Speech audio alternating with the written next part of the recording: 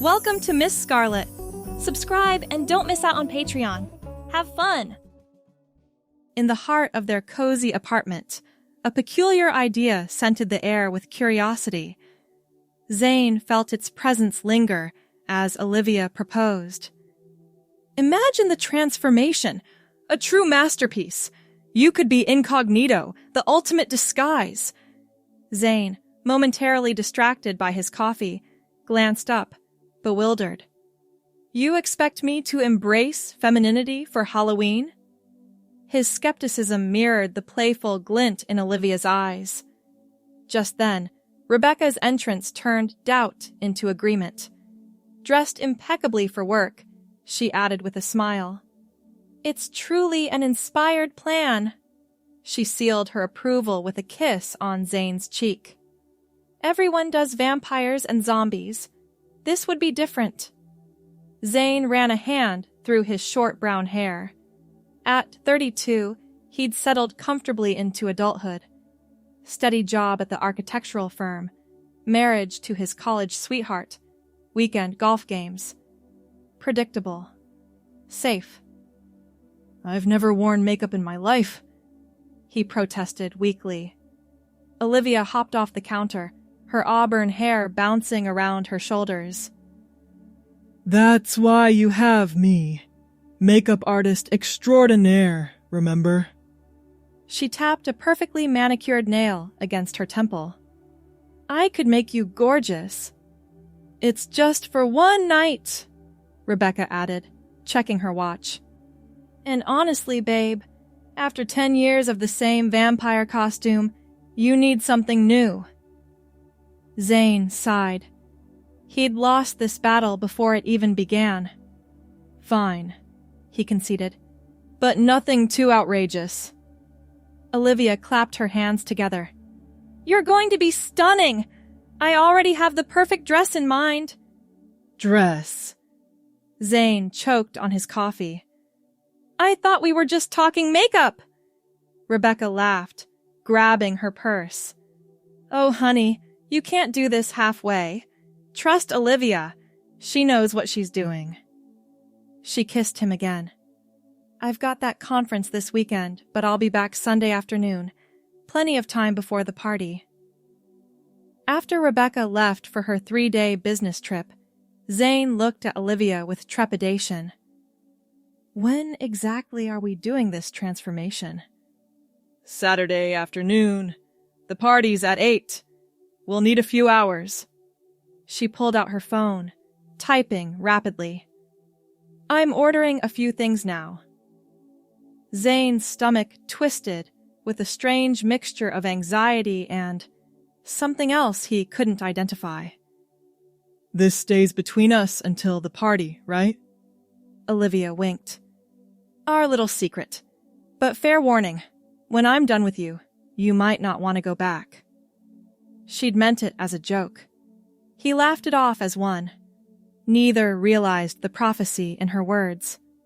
Saturday arrived with alarming speed. Zane spent the morning cleaning the apartment, trying to ignore the knot of nervousness in his stomach.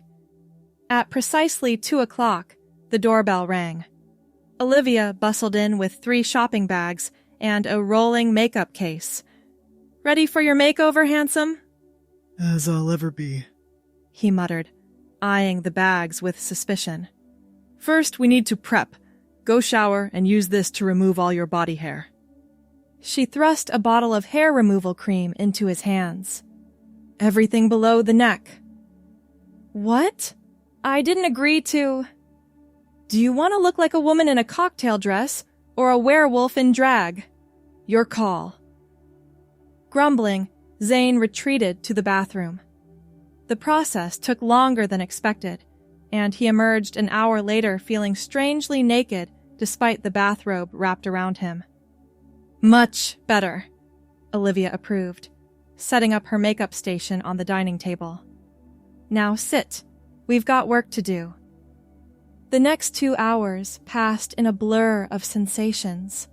The cool touch of foundation against his skin, the tickle of brushes across his cheeks, the gentle tug as Olivia applied false eyelashes. She worked in concentrated silence, occasionally tilting his head for better access or instructing him to close his eyes or purse his lips. "Can I see yet?"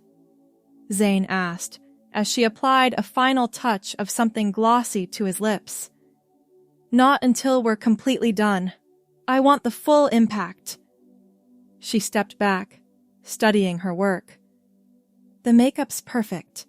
Now for hair and clothes." From one bag, she produced a wig of flowing auburn locks that perfectly matched her own hair color. "You plan to make me look like you?" Zane asked, raising an eyebrow. Olivia laughed. "Auburn suits your skin tone. Plus, I have extensions that match if you ever want to grow your own hair out." The offhand comment sent an unexpected shiver through him. She fitted the wig carefully, styling it to frame his face. Then came the undergarments, silicone breast forms, shapewear to cinch his waist, padded underwear to create hips. "Arms up," she instructed, sliding a black cocktail dress over his head. The fabric, cool and slippery, settled against his skin like a whisper. Sequins caught the light, throwing tiny rainbows across the walls. "These heels might be tricky," she warned, helping him step into silver stilettos. "Take a few practice steps." Zane stood carefully, finding his balance. The heels changed everything. His posture, his center of gravity, the way his hips naturally swayed to maintain equilibrium. "Now?" he asked, voice oddly tight. "Now," Olivia agreed, guiding him to the full-length mirror in the bedroom. The person staring back wasn't Zane. It couldn't be. This was someone else entirely. A woman with high cheekbones, accentuated by subtle contouring, wide eyes framed by thick lashes, full lips painted ruby red. The black dress hugged curves that hadn't existed hours before, and the auburn hair fell in soft waves around a face transformed by cosmetic alchemy. "Holy shit," Zane whispered. The woman in the mirror whispered it back. "I told you," Olivia said softly, pride evident in her voice. "Gorgeous." Something shifted inside Zane's chest. A recognition. A homecoming. His hands trembled as he touched his face, watching the beautiful stranger mirror his movements. "We need a name for you," Olivia mused. "For tonight's introduction." Zane didn't hesitate. "Maya." The name had come to him instantly, as if it had been waiting somewhere in his subconscious. "Maya," Olivia repeated, smiling. "Perfect. Now let's practice your walk before the Uber arrives." The next hour was dedicated to movement, walking in heels, sitting gracefully, managing the dress. Zane absorbed each lesson with unexpected aptitude, as if his body had been waiting for permission to move this way. When the Uber arrived, Olivia gave him one final assessment. "Remember, confidence is key. You look amazing. Own it." Stepping out of the apartment, as Maya felt like the most terrifying and exhilarating moment of his life. The Halloween party was at their friend's sprawling Victorian home, decorated with tasteful, spooky elegance rather than tacky horror. Olivia entered first, dressed as a vintage movie star in a golden gown. Maya followed, heart pounding against the silicone forms on her chest. No one recognized him, not a single person. "New friend, Olivia?" asked the host, Michael, his eyes appreciatively taking in Maya. "This is Maya," Olivia introduced smoothly. "She's visiting from out of town. Maya, this is Michael and his wife Eleanor." Maya extended a hand, conscious of her red nails against Michael's skin as they shook. "Lovely home," she said, pitching her voice higher but not falsetto. Eleanor smiled warmly. "Thank you. Please, help yourself to drinks. We have a special Halloween punch that's to die for." Moving through the party required a new awareness of space, of body, of gaze. Men's eyes lingered. Women assessed her outfit, her makeup. Conversations shifted subtly when she approached. It was disconcerting and thrilling. An hour in, Zane's colleague from the architectural firm, Daniel, engaged her in conversation. "What brings you to town, Maya?" She sipped her punch, careful not to smudge her lipstick. "Just visiting friends. I've been interested in seeing the city's architecture." Daniel brightened. "That's my field. What styles interest you?" The conversation flowed naturally into a discussion of Art Deco influences. Zane knew the subject intimately, but found himself enjoying the experience of being listened to differently. Daniel leaned in closer than he would have with Zane, his attention more focused. "You know," Daniel said, refilling her glass, "I work with a guy who could show you some amazing buildings. Zane Harris. Know him?" A strange thrill ran through her spine. "The name sounds familiar." "Great guy. Brilliant designer." Daniel glanced around. "Strange he's not here tonight. His wife Rebecca is out of town, but still, he usually comes to these things." Maya allowed herself a mysterious smile. Perhaps he had other plans. Throughout the night, she danced, laughed, observed. Everything felt new, the weight of jewelry against her skin, the swish of the dress around her legs, the different way people treated her. Compliments came freely, doors were held open, men offered to fetch drinks. Near midnight, she overheard a conversation that stopped her cold. "Where's Zane tonight?" someone asked. "No idea," came the reply. "Rebecca's out of town. Maybe he's having a guys' night." A woman laughed. "Please! Zane? He's probably at home working on blueprints. The man's allergic to spontaneity." The words stung, not because they were cruel, but because they were true. Zane was predictable, contained. But Maya was fascinating to these same people who found Zane forgettable. At 1:30, Olivia found her sitting alone on the porch, staring at the night sky. "Ready to go?" Maya nodded, a lump in her throat. The ride home was quiet. Inside the apartment, Olivia helped remove the wig, the makeup, the dress. As each element of Maya disappeared, Zane felt a growing emptiness. "You were amazing tonight," Olivia said, wiping away the last traces of foundation. "A natural." Zane swallowed hard. "Thank you." "For everything." After Olivia left, he stood in the shower, letting hot water cascade over his smooth body. The person who emerged wasn't quite Zane anymore, but wasn't fully Maya either. The boundary between them had blurred. He crawled into bed, exhausted yet unable to sleep, mind racing with possibilities he'd never allowed himself to consider. Rebecca returned Sunday afternoon, full of stories from her conference. Zane listened, nodded, asked appropriate questions, all while feeling strangely detached from the conversation. "So, how was the party?" she asked, finally. "Did Olivia's costume idea work out?" Zane hesitated. "It was revealing." Rebecca laughed. "I bet. Any pictures?" "No, we were focused on staying in character." The lie came easily.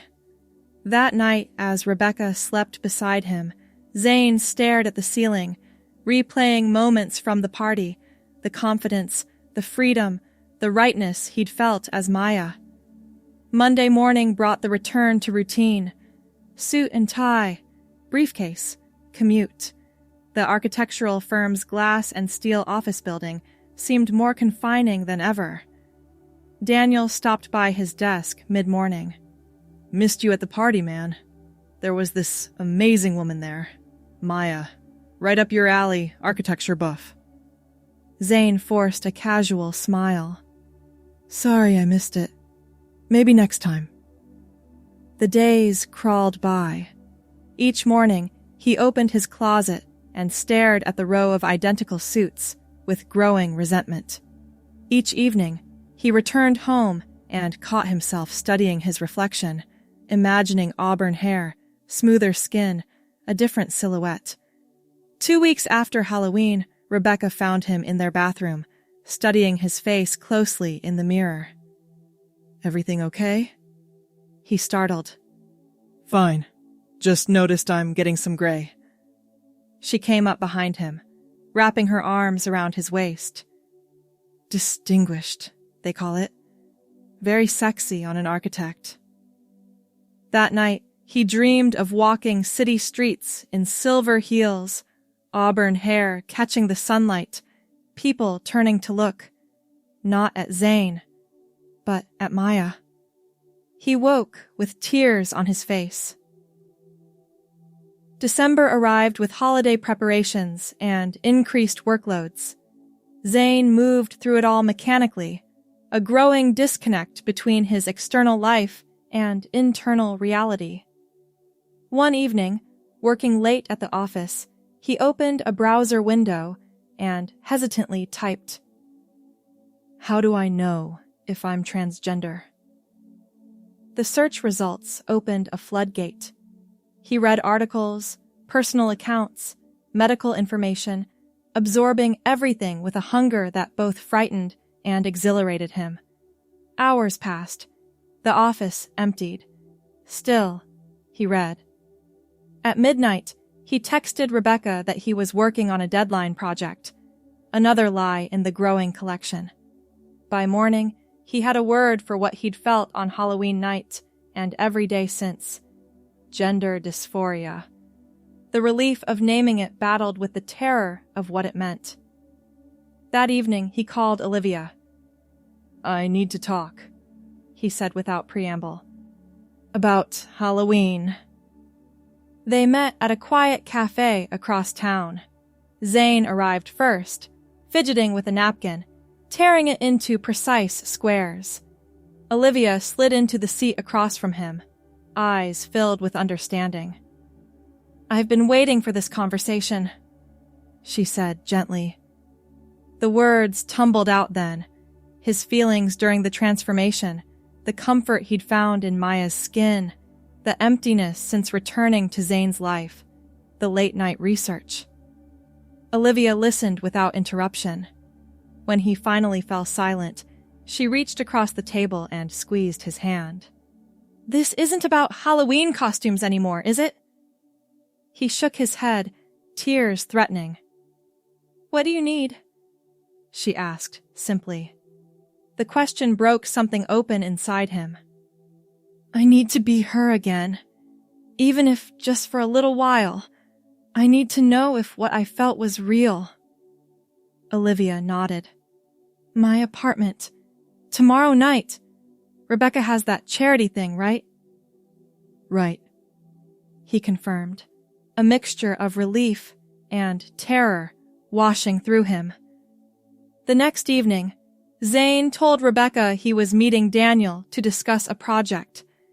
She kissed him goodbye, elegant in a forest green evening gown for her charity gala. At Olivia's apartment, the transformation was both familiar and new. This time, Zane participated more actively, asking questions, learning techniques. The makeup went on more deliberately, each product a step toward bringing Maya back to life. The wig, the same auburn waves from Halloween, settled around his face like a homecoming. The black dress was new, simpler than the cocktail dress but no less feminine. When Maya looked in the mirror, She smiled through tears. Better? Olivia asked softly. Complete, Maya replied, her voice finding its new register naturally. They spent the evening in Olivia's apartment, ordering takeout, watching movies, talking. For the first time in weeks, Zane felt fully present, fully alive, because he wasn't Zane at all. What happens now? Olivia asked as midnight approached. Maya touched her auburn hair thoughtfully. I don't know. I can't keep lying to Rebecca, but I can't go back to pretending either. You need to talk to her, Olivia said. She loves you. She loves Zane, Maya corrected. I don't know how she'll feel about Maya. The conversation haunted her throughout the week that followed. During the day, Zane went through the motions of his life. At night, he researched gender transition, support groups, others' experiences telling spouses. Each article, each personal account, each medical description crystallized what he'd known since Halloween. Maya wasn't a costume. She was the truth he'd been hiding from himself. Saturday morning, Rebecca asked him to grab her phone from her purse while she showered. A text notification appeared on the screen. From Olivia. Did Zane talk to you yet? How are you feeling about everything? His heart stopped. Had Olivia betrayed his confidence? He scrolled up, reading previous messages with growing horror. Rebecca. Something's wrong with Zane. He's distant. Secretive. Olivia. Have you asked him about it? Rebecca. He says everything's fine. I'm worried. Olivia. Give him time. He's working through some personal stuff. Rebecca. Do you know something I don't, Olivia? It's not my place to say. Just be patient with him. The most recent exchange had happened that morning. Rebecca. Found makeup remover in his gym bag. Is he seeing someone? Olivia. Did Zane talk to you yet? How are you feeling about everything? He set the phone down, hands trembling. When Rebecca emerged from the shower wrapped in a towel, her eyes immediately went to her phone, then to his face. You read my texts, she said. Not a question. Zane nodded. I wasn't snooping. The notification came up when you asked me to get your phone. She sat on the edge of the bed, clutching her towel. Are you having an affair, Zane? The question was so far from the truth that he almost laughed. No, God, no. Then what? Because something's happening. You're barely here anymore, even when you're right next to me. This was it. The moment he couldn't avoid any longer. He sat beside her, careful to leave space between them. Do you remember Halloween? The costume party? She nodded, confusion clear in her eyes. The one you said you went to? With Olivia's makeup idea? I did go, but not as you think. He took a deep breath. I went as a woman. As Maya. Rebecca stared. So it was a drag costume? That's what all this secrecy is about? It started that way, he admitted. But something happened that night. Something I've been trying to understand ever since. His voice cracked. When I saw myself as Maya, it felt right.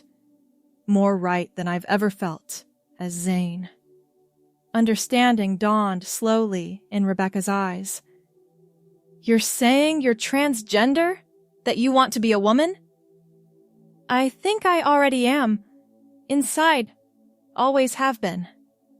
The words, finally spoken aloud to the person who mattered most, hung in the air between them. Rebecca was very still.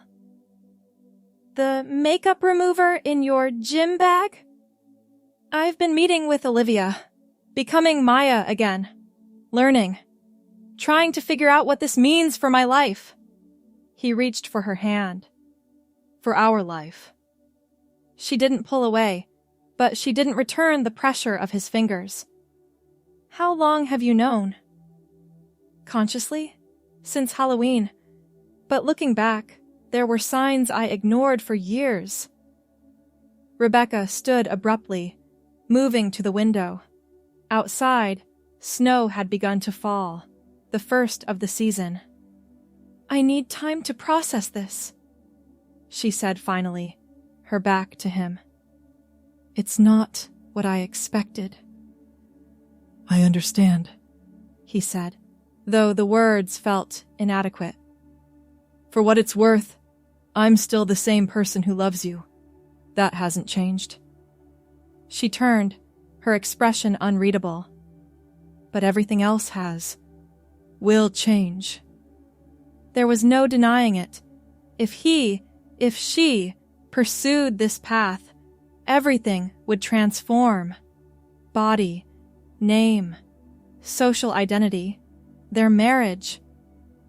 I'll stay with my sister tonight, Rebecca said, moving toward the closet. I need space to think. He watched her pack a small overnight bag, feeling simultaneously relieved to have the truth out and terrified of losing her. At the door, Rebecca paused.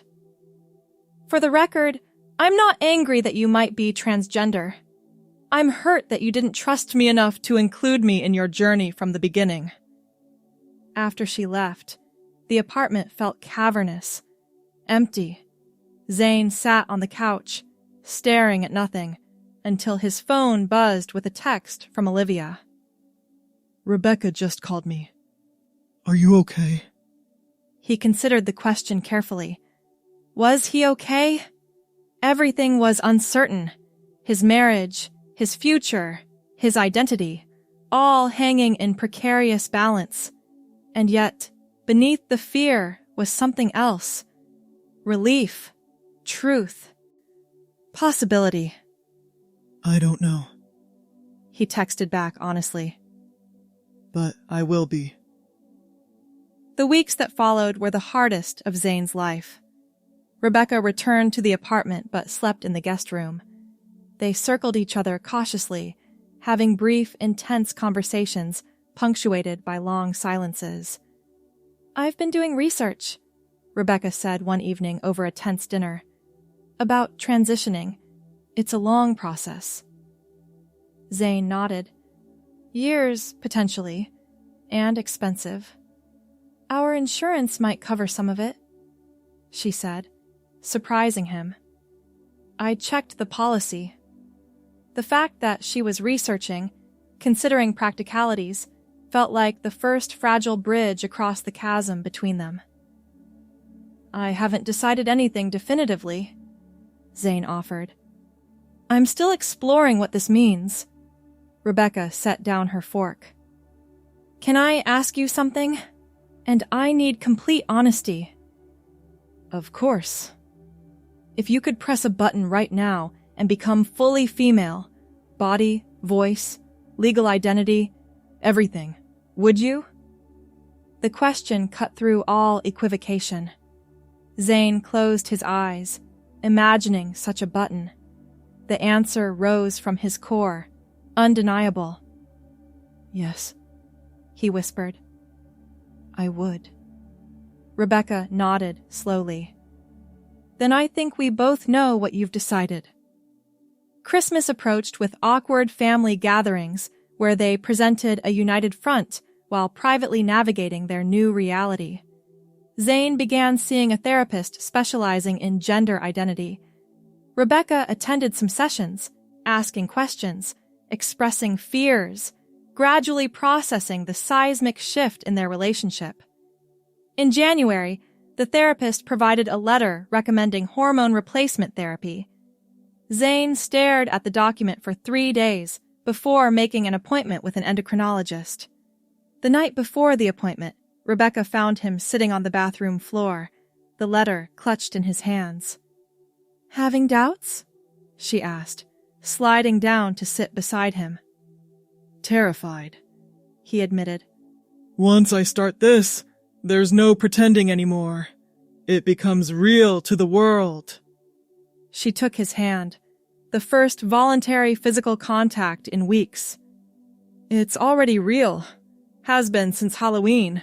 Probably long before. What about us?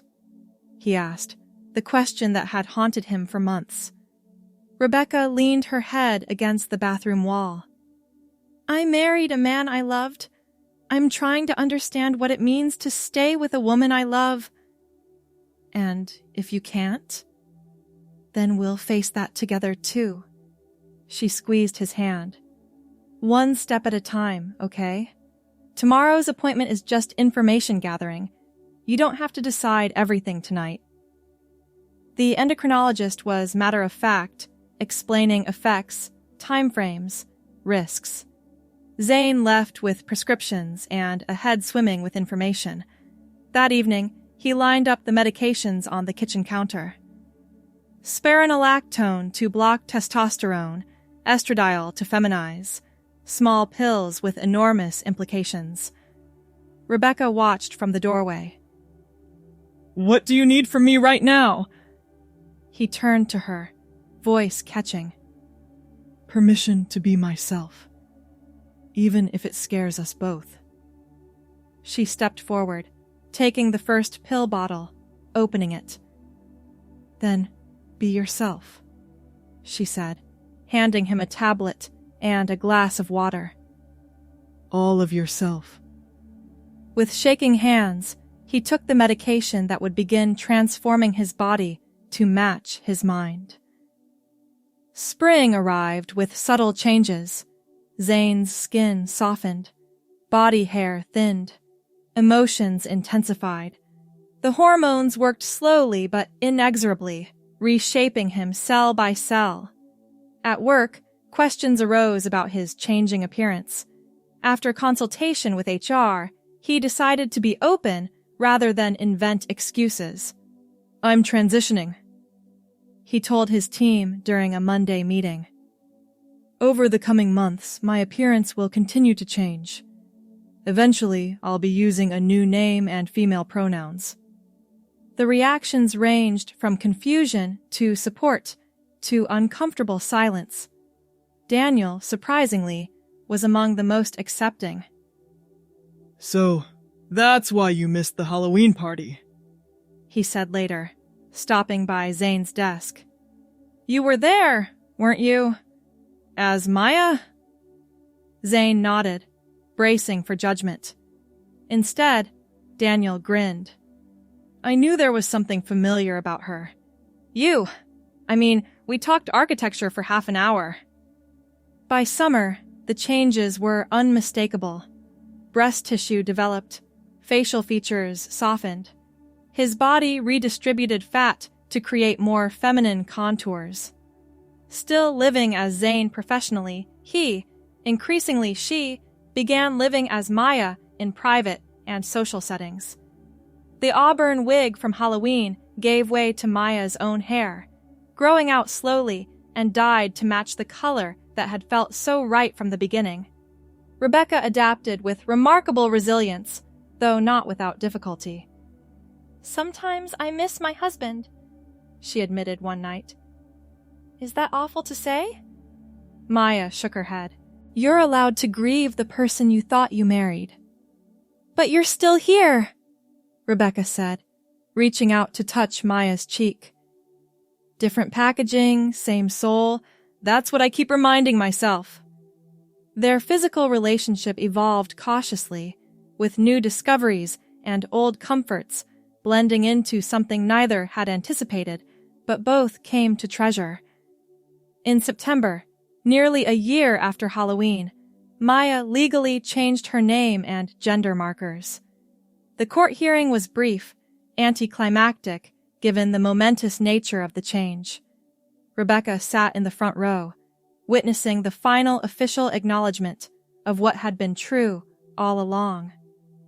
Outside the courthouse, standing in the autumn sunshine, Maya Catherine Harris finally matched her paperwork, her appearance, her inner truth. How does it feel? Rebecca asked, linking arms with her wife. Maya considered the question, looking out at the city where she'd lived her entire life, first as someone else, now as herself. "Like waking up," she said finally. "Like I've been dreaming someone else's life, and now I'm finally living my own." They walked together down the courthouse steps, toward whatever came next. Behind them, a door closed on Zane's life. Ahead, countless doors waited to be opened, all by Maya's hand. That evening, as they celebrated with a quiet dinner at home, Rebecca raised her glass. To Maya, who was always there, waiting to be recognized. Maya smiled, the auburn hair she'd grown and colored herself catching the candlelight. And to you, for seeing me even when I was hiding. Outside, the seasons continued their eternal cycle of transformation. Inside, the woman who had emerged from a Halloween costume into her authentic self embraced the most important lesson she'd learned, that change, however frightening, was sometimes the only path to becoming whole. Thanks for watching, my girlies! Be sure to check out Patreon for more!